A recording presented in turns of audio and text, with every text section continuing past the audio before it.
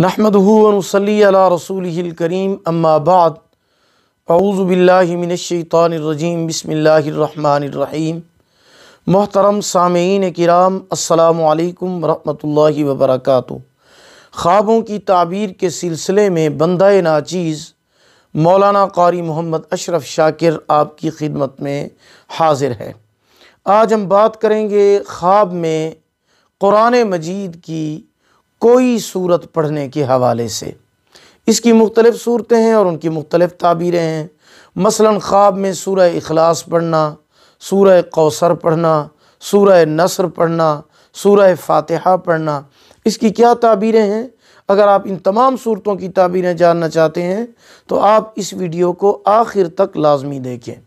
تو چلیے شروع کرتے ہیں اپنے آج کے موضوع، یعنی خواب میں مختلف صورتیں پڑھنے کے حوالے سے۔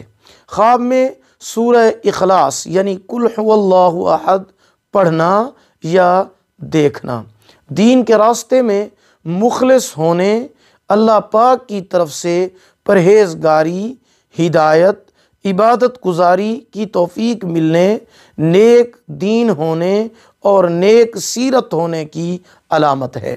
خواب میں سورہ الشمس پڑھنا، اس کے ہاتھ سے کوئی فاسد کام ہوگا یا پھر بلاؤں سے اور مصیبتوں سے امن میں رہے گا۔ خواب میں سورہ فاتحہ یعنی الحمد شریف پڑھنا، عمر لمبی ہونے اور اس کے کام کا خاتمہ ایمان پر ہونے کی علامت ہے۔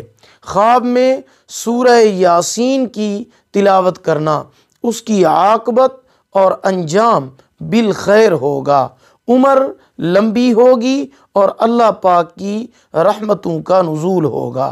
خواب میں سورہ مزمل کی تلاوت کرنا، نماز تہجد کو پسند کرے گا، عبادت کی توفیق پائے گا۔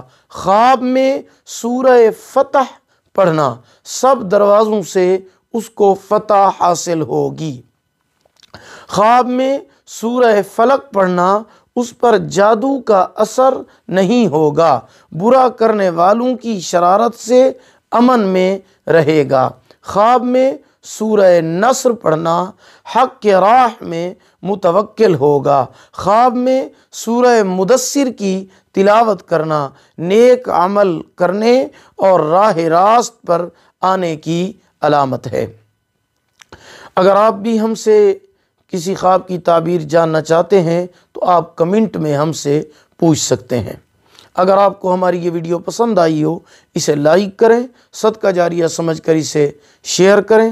اگر آپ ہمارے چینل پر نیو ہیں تو ہمارے چینل اسلامک ٹیوب نیٹ ورک کو سبسکرائب کریں، ساتھ لگے ہوئے گھنٹی کے نشان پر ضرور کلک کریں تاکہ ہماری نئی ویڈیو کی اپڈیٹ سب سے پہلے آپ کو مل سکے۔ اللہ تعالیٰ آپ کے حامی و ناصر ہوں۔ آخر دعوانا ان الحمد للہ رب العالمین۔